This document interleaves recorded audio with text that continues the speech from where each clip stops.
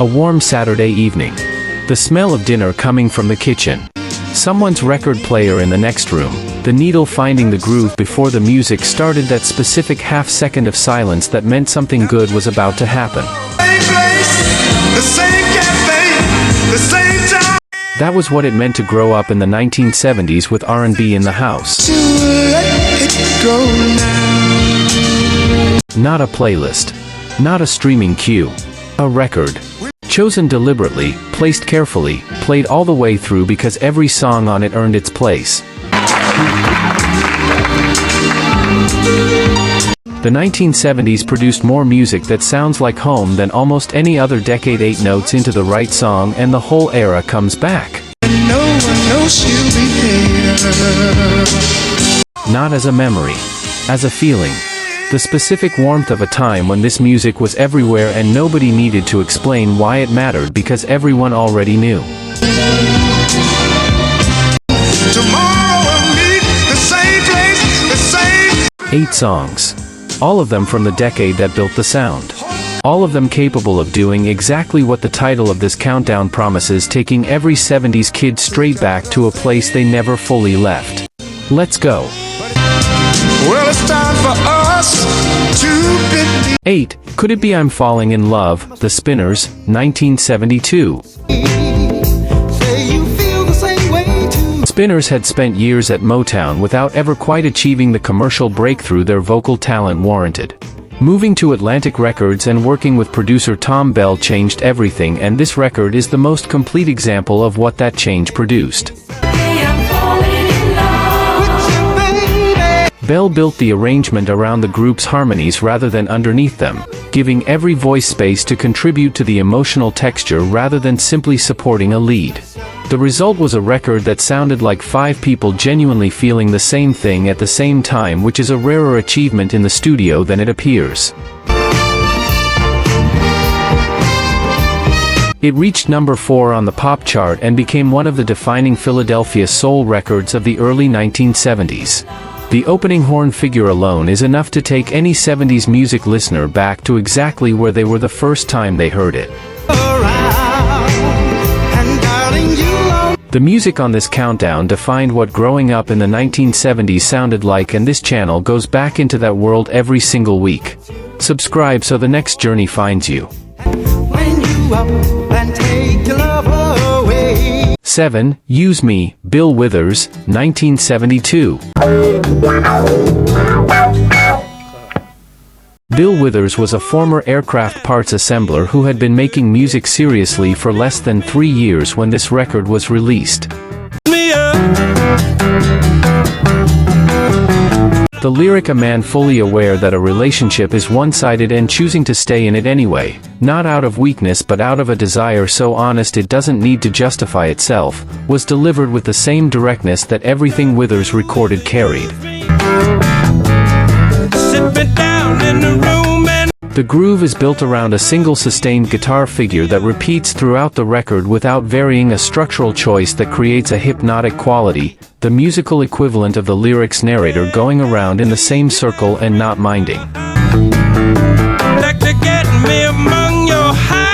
It reached number 2 on the pop chart and became one of Withers' most enduring records, a song that sounds like a specific Sunday afternoon in a specific decade, unhurried and completely certain of itself.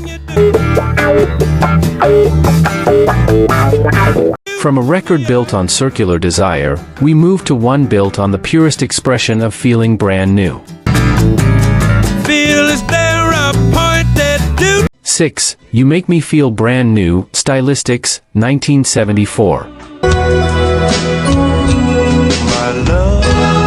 Tom Bell and Linda Creed wrote this as a love song built on gratitude, not the breathless gratitude of new romance, but the deep, settled gratitude of someone who has been genuinely changed by another person's presence in their life and wants to name that change directly.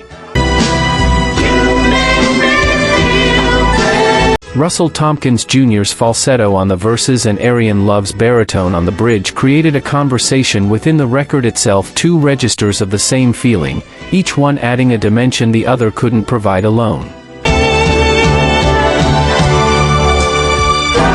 It reached number 2 on the pop chart in 1974 and became one of the most played Stylistics records, a slow dance standard that belonged to every occasion where someone wanted to say something important without finding the words themselves. That settled, certain warmth gives way next to a record built on a question that never quite resolved. 5. If You Don't Know Me By Now, Harold Melvin and the Blue Notes, 1972. That we've been through.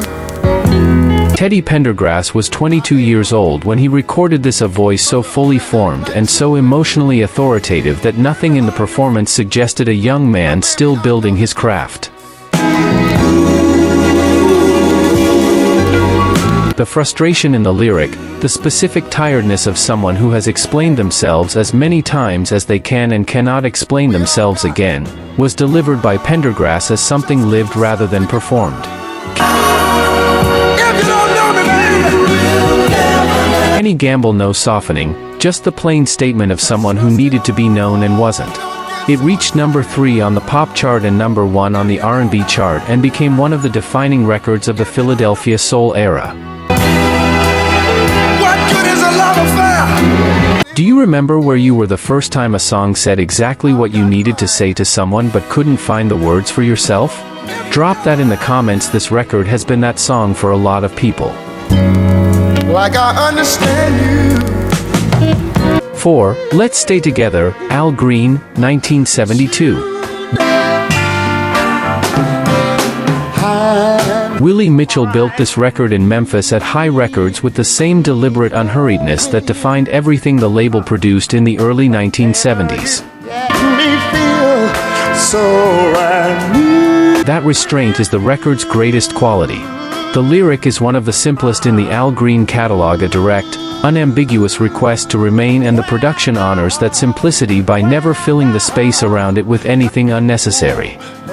And turn around and make up. It spent 9 weeks at number 1 on the R&B chart in 1972 and became one of the most recognizable songs in the history of soul music. People break up. I wanna know if this countdown is the sound of home for you, the music that was always in the background of the best parts of growing up. Share it with someone who grew up in the same sound. Some things are worth remembering together. From Memphis simplicity and certainty, we arrive at the final 3, the records that sit at the top of any honest 70s nostalgia countdown. 3. Always and Forever, Heatwave, 1977. Rod Temperton wrote this in Birmingham, England, as part of an album that Heatwave, a genuinely international group, members from multiple countries, recorded with the specific ambition of making American R&B from the outside, by people who had absorbed the genre so completely that the geographic distance was irrelevant.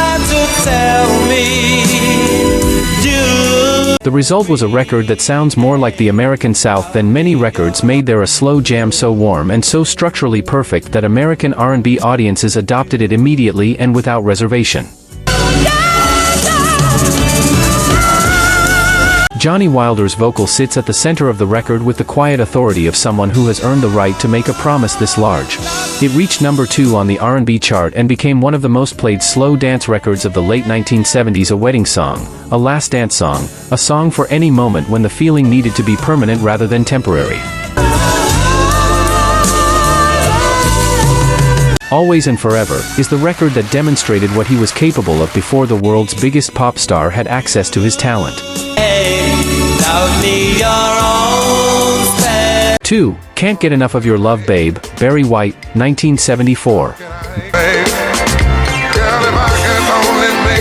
Barry White's voice is the instrument the 1970s produced that no other decade could have created, a bass so low it seemed to come from somewhere beneath the floor, combined with a warmth so complete that what might have sounded threatening from another voice sounded instead like the safest place in the world. times we've loved and we've shared love and He produced this himself, building the arrangement around the full orchestral palette he had developed across his career as a session musician and producer before becoming a recording artist in his own right.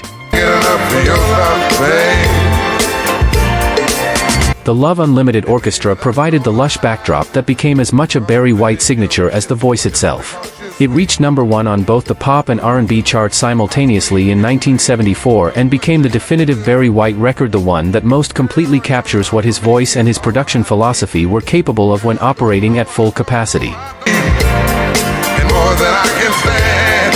Every 70s kid has a Barry White story. The record that was playing at the wrong moment, at the right moment, at the moment that changed something.